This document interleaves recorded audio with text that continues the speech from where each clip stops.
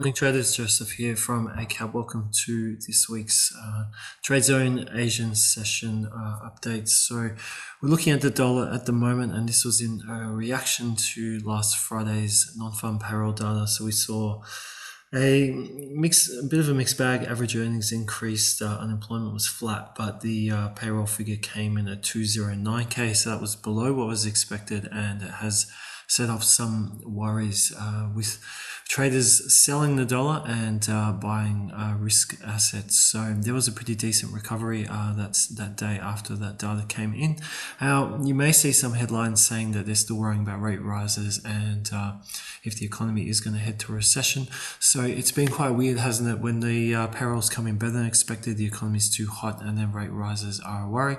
But then when they come into under expected, we start seeing these headlines about the possibility that it could be starting to struggle, and we are starting to see, could we see a recession? So definitely remains mixed, but on a risk side of the equation, it was quite good for risk markets, and we can see that reaction here on the Aussie and the euro and on the pound. So the pound does continue to soar. So they're one of the few main economies at the moment where inflation continues to increase, and we can see the strong session on Friday after a very good week last week for the pound. So the dollar at the moment, the thoughts are it's definitely had a bit of a double top here.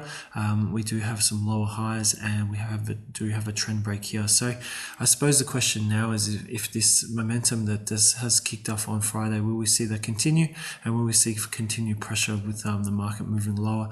I think the next test, if sellers can reach it, will be this level here. That's at 101.95, so that will be back below that 102 level that the price has been been generally above since it was last tested back this point here. So if we do see a move back there, we'll be looking to see if buyers can come back in and support, and you can see those previous resistance turning into support. So that's a pretty fair technical level just there to keep an eye on, and we'll see if we do get back there first.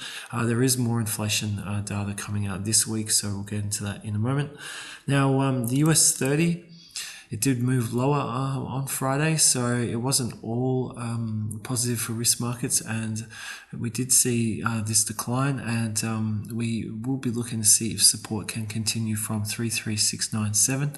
We have seen previously that buyers have held that level, and we are back close to it now. So we'll be looking to see if buyers can once again re-engage, and if we will see a hold there.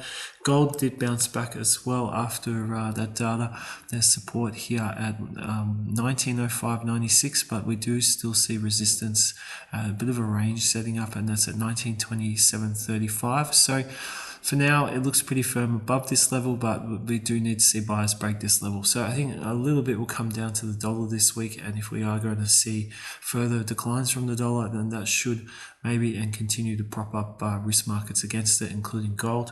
Now, some of the other markets today, oil we will touch on, had a fantastic session on Friday, and it's back, got very close to retesting this high here at 74.11, and we've seen a breakout of this area here. So do we have a new up leg in play for oil? We'll be keeping an eye on it this week to see if that is the case. We've had quite a few solid sessions in a row now. They have a nice trend here starting to emerge, and we are breaking resistance, which are all good things. But what we'd like to see now is a bit of a 1, 2, 3 pattern, a new pullback, and then we'd like to see a higher low, and then from that point there, we'd like to see if the buyers can re-engage and continue to rally, and we'd like to see a break of this level here, and that is the level I was just talking about here. So a break above this level does start to tell us that this is a new trend in play.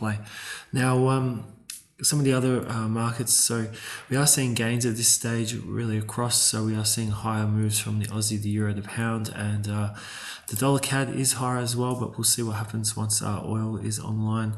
And we are seeing some firmer moves to the yen as well, but it is very early Monday morning Asian session, so these gains can be not I won't say non-indicative, but we definitely need a bit more time during today to see the true direction start to emerge.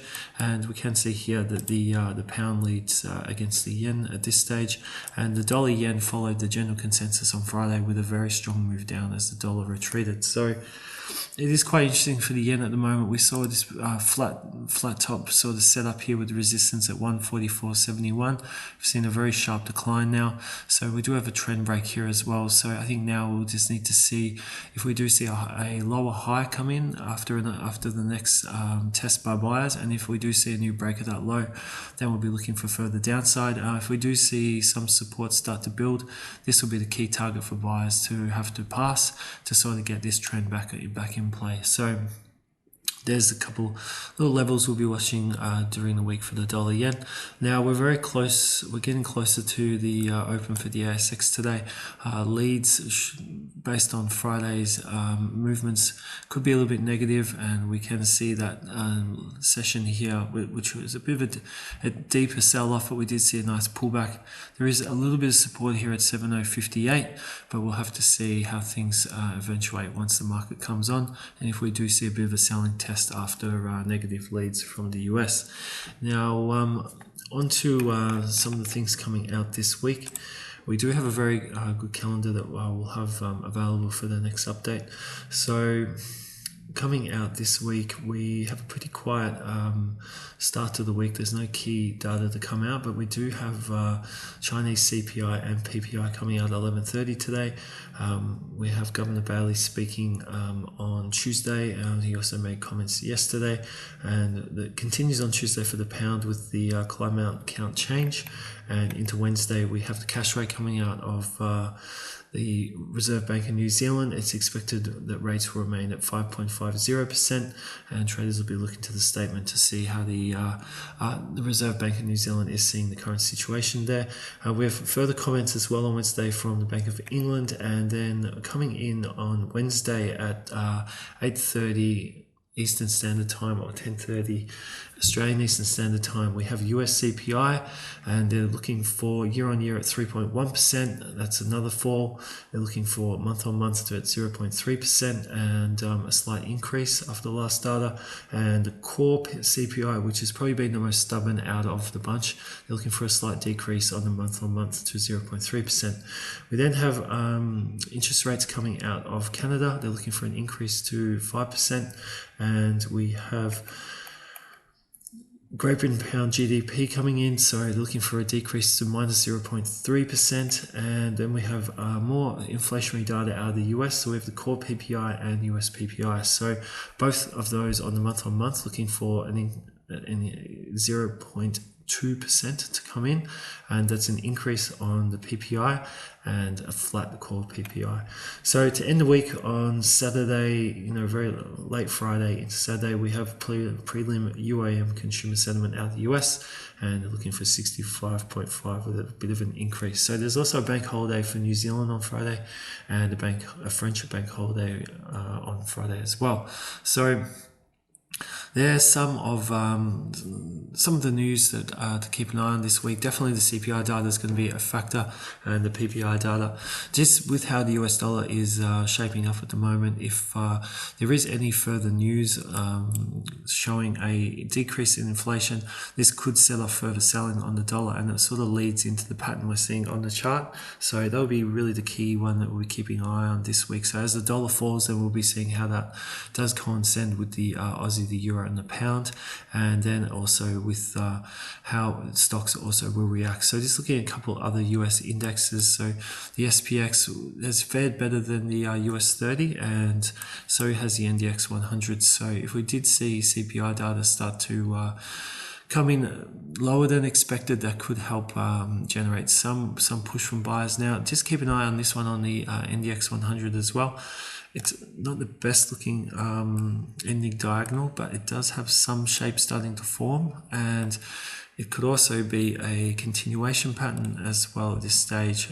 So this pattern is definitely one to keep an eye on. So it could either be a rough ending diagonal, or it could be a ascending triangle that's still starting to form. So we'd look for one more leg up, maybe down, and then a potential break. So that would be the level to break at 15,219, and that we'll keep an eye on that to see if how its shape does continue to form. But it's definitely a pattern worthwhile watching.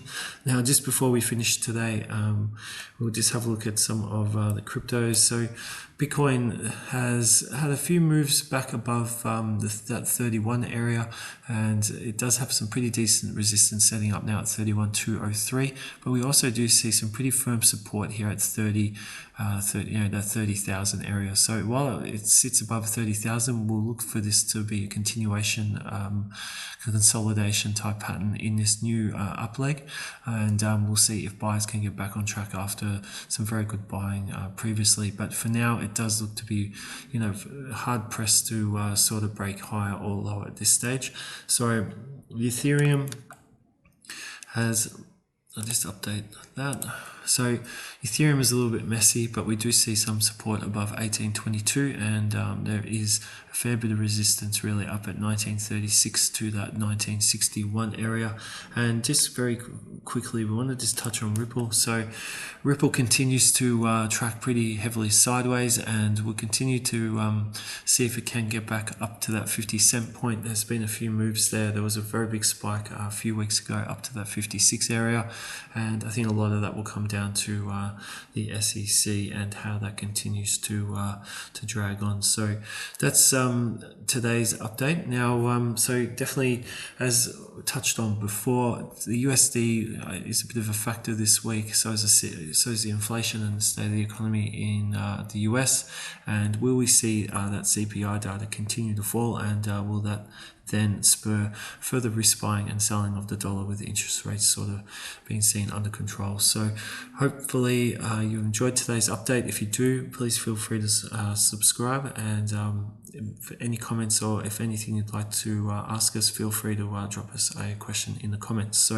I wish you all a fantastic week. Thank you very much for your time. Good trading for the week, and until our next update, thanks again and bye for now.